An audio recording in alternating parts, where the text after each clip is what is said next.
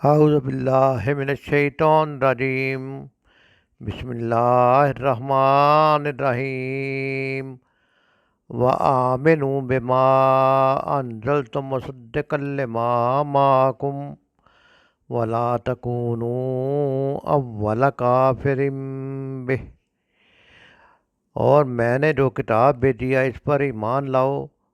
یہ اس کتاب کی تائید میں ہے جو تمہارے پاس پہلے سے موجود تھی، لہذا تم سب سے پہلے اس کے منکر نہ بن جاؤ۔ وَلَا تَشْتَرُوا بِآيَاتِي ثَمَنًا قَلِيلًا، تھوڑی قیمت پر میری آیات کو نہ بیچ ڈالو۔ وَإِيَّايَ فَاتَّقُونِ، اور میرے غضب سے بچو۔ اس آیت میں سورۃ بقرہ کی آیت نمبر 41، جس کا آج ہم مطالعہ کر رہے ہیں، اس میں کم از کم 3 باتیں ایسی ہیں جن پر ہمیں توجہ دینی چاہیے۔ پہلی تو بات یہ ہے کہ سب سے پہلے اللہ تعالیٰ نے اس بات پر زور دیا ہے کہ یہ کتاب میں نے بھیجی ہے۔ اللہ تعالیٰ کی ہستی کو بچوں کے بنی اسرائیل کا ذکر ہے، یہاں پہ پچھلی آیات سے بنی اسرائیل کا ذکر آ گیا ہوا ہے اور بنی اسرائیل کو دعوت دی جا رہی ہے، تو یہاں پہ یہ بات بتائی جا رہی ہے کہ تم بنی اسرائیل اللہ تعالیٰ کو اچھی طرح جانتے تھے اور یہ بھی جانتے تھے کہ آسمانی کتابوں کا ان کے پاس آئی ہوئی ہیں، تو اس لیے اللہ تعالیٰ کہتے ہیں کہ میں نے یہ کتاب بھیجی ہے۔ اور دوسرا اس میں پوائنٹ یہ ہے کہ یہ کتاب اس کتاب کی تائید میں ہے، اس کے مخالف نہیں ہے۔ جو کتاب یہودیوں کے پاس پہلے سے موجود تھی اور عیسائیوں کے پاس بھی موجود تھی، اس کتاب کی تائید میں یہ کتاب جو ہے وہ قرآنی تعلیمات آ رہی ہیں۔ صرف یہ ہے کہ زیادہ تر تو وہی توحید کی دعوت ہے، وہی رسالت کی دعوت ہے، اللہ تعالیٰ کے احکام کو ماننے کی دعوت ہے، اور پھر جزیات میں احکام میں تھوڑا تھوڑا فرق آتا گیا، تو لہٰذا وقت کے مطابق نبی کریم صلی اللہ علیہ وسلم پر ایمان لانا جو ہے اس کی پہلی شرط تھی، اور یہودی چونکہ اس پر ایمان نہیں لا رہے تھے اس لیے اس کتاب کا بھی انکار کر رہے تھے۔ تو 2 باتیں اس کے ثبوت میں پیش کی جا رہی ہیں کہ جو کہ تم اس کتاب کو ماننے والے ہو جو پہلے سے اللہ نے بھیجی ہوئی ہیں، اور پھر دوسرا جو پلس پوائنٹ ہے کہ یہ کتاب کوئی نئی تعلیم پیش نہیں کر رہی، وہی تعلیم پیش کر رہی ہے جو تمہاری کتاب میں ہے، لہذا تم ہی اس کے سب سے پہلے منکر نہ بن جاؤ۔ اور دوسری بات جو بتائی گئی ہے وہ یہ ہے کہ تھوڑی قیمت پر میری آیات کو نہ بیچ ڈالو۔ اور تیسری بات اللہ تعالیٰ نے یہ بتائی ہے کہ میرے غضب سے بچو۔ تینوں باتوں کو ہم اپنے مطالعے میں لے کے آتے ہیں۔ وَلَا تَكُونُوا أَوَّلَ كَافِرٍ بِهِ، سب سے پہلے تم ہی اس کے منکر نہ بن جاؤ، کیونکہ توقع تو یہ تھی کہ چونکہ وہ ان احکامات کے متعلق جانتے تھے اور ان کی کتابوں میں اس کے متعلق پیشین گوئیاں موجود تھیں، اور وہ اس ایک نبی کا انتظار بھی کر رہے تھے جو نخلستان کے علاقے میں آئے گا، اور یہودی اسی لیے مدینہ میں شفٹ ہوئے تھے کہ ہم اس نبی پر پہلے ایمان لائیں، لیکن جب وہ نبی جو ہے بنو اسحاق کے بجائے بنو اسرائیل میں آ گیا، بنو اسماعیل میں آ گیا، تو پھر انہوں نے اس کا انکار کر دیا۔ لہذا سب سے پہلے کافر تم ہی نہ بن جاؤ، تم تو اس پر ایمان لے آؤ۔ اور دوسرا اشارہ جو اس میں بتایا گیا مفسرین نے لکھا ہے اس میں یہ ہے کہ سب سے پہلے کافر تم ہی نہ بن جاؤ، اس میں اس طرف اشارہ ہے کہ جو شخص اول کفر اختیار کرے گا تو بعد میں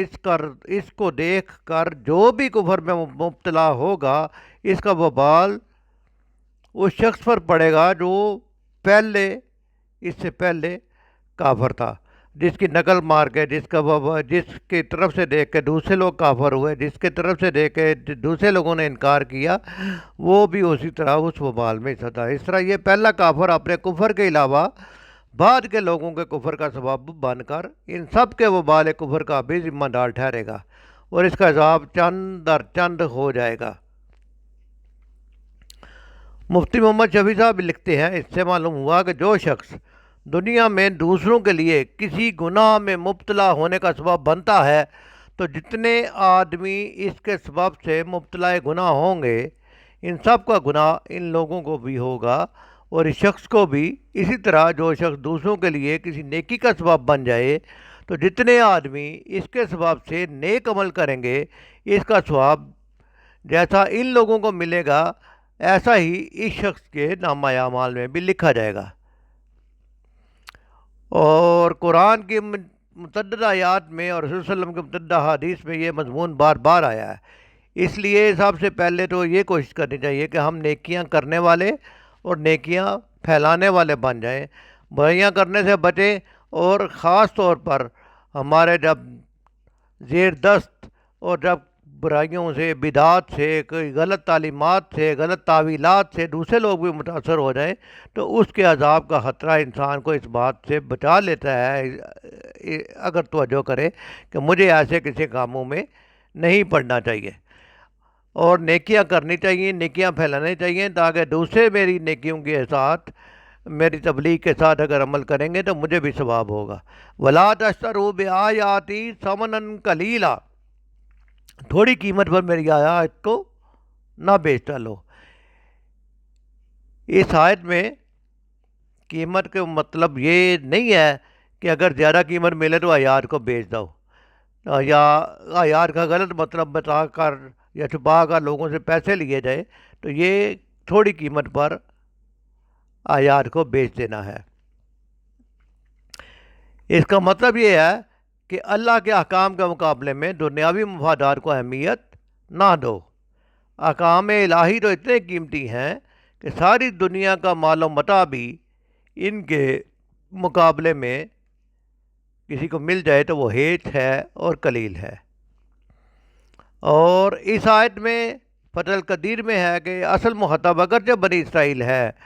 لیکن یہ حکم قیامت تک آنے والوں کے لیے ہے۔ جو بھی محض طلب دنیا کے لیے حق کی پیروی سے گریز کرے گا وہ اس وعید میں شامل ہوگا۔ لہذا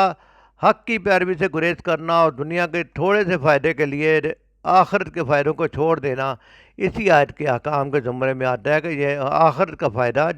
دنیا میں جتنا مرضی فائدہ لے لو آخرت کے مقابلے میں وہ کم ہی ہے، وہ آخر کار اس کو فنا ہونے والا ہے۔ اس لیے حق فروشی کے معاوضے میں انسان دنیا بھر کی دولت لے لے،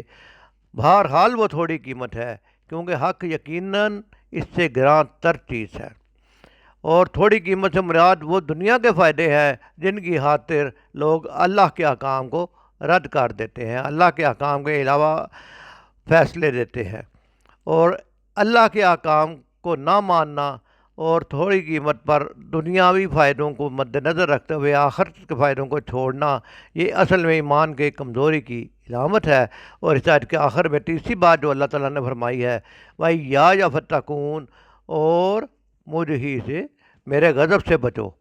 آج کے غلط اعمال کے نتیجے میں روز قیامت ایک ایسی خطرناک صورتحال پیدا ہونے والی ہے جس سے انسان دوچار ہوں گے، اور جس کی فکر مندی اگر آج پیدا کر لی جائے تو ہر اٹھا ہوا غلط قدم رک سکتا ہے، ورنہ اللہ کے غضب سے بچنے کی کوئی صورت ممکن نہیں ہوگی۔ یہ انجام کی فکر ہی ہے جو انسان کو اللہ کے غضب سے بچا سکتی ہے۔ اگر یہ فکر پیدا نہیں ہوتی اور اللہ کا غضب محض ایک مفروضہ، ایک تھیوری بن کر رہ جاتا ہے تو پھر زوال کی شکار امتوں کے اصحاب علم و دانش بھی اپنے علم سے قوموں کی رہنمائی کا کام نہیں کر سکتے بلکہ قوموں کے بگاڑ کا کام لیتے ہیں۔ لہذا اصل بات یہ ہے کہ علم کے ساتھ عمل بھی آ جائے، اور ہم اللہ تعالیٰ پر جیسا کہ اس آیت میں بتایا گیا ہے کہ ایمان رکھیں، اس کی آیتوں کو یقین رکھیں، ان کی آیتوں کو ماننے والے امت محمدی ہونے کی حیثیت سے سب سے پہلے ہم ہی اللہ کے احکام کو ماننے والے بن جائیں۔ دوسروں پہ نہ کہ فلاں ایسے کرتا ہے، فلاں ایسے کرتا ہے، نہیں، بلکہ سب سے پہلے اللہ کی آیات کا انکار کرنے والے نہیں بلکہ اللہ کی آیات کو ماننے والے ہم بن جائیں، اور اللہ کے احکام کو دنیا کے فائدوں کے مقابلے میں نہ بیچ دیں۔ دنیا کے فائدوں کے مقابلے میں اللہ کے احکام کو ماننا ہمیشہ بہتر ہے۔ دنیا کے فائدے جتنے بھی اکٹھے کر لو گے آخر کار آخر کار وہ ختم ہونے والے ہیں، آخرت ہمیشہ باقی رہنے والی ہے۔ اور یہ اللہ تعالیٰ فرماتے ہیں کہ مجھ ہی سے ڈرو، میرے غضب سے بچو اور میرے احکام کی پیروی کرو، تاکہ اللہ کے پاس جب ہم پہنچیں تو فکر آخرت کی صورت میں زندگی گزارتے ہوئے اللہ تعالیٰ کے سے ملاقات کا فکر جب ہمارے ذہن میں آ جاتا ہے، ہمارے دل میں آ جاتا ہے، تو انسان دنیا میں اللہ تعالیٰ کی نافرمانی سے بچنے کی حد المقدور کوشش کرتا ہے، اور اگر کوئی غلطی ہو جائے تو فوراً توبہ اور استغفار سے اللہ تعالیٰ کی مدد لیتا ہے۔ اللہ تعالیٰ مجھے اور آپ کو بہتر عمل کی توفیق عطا فرمائے۔ وما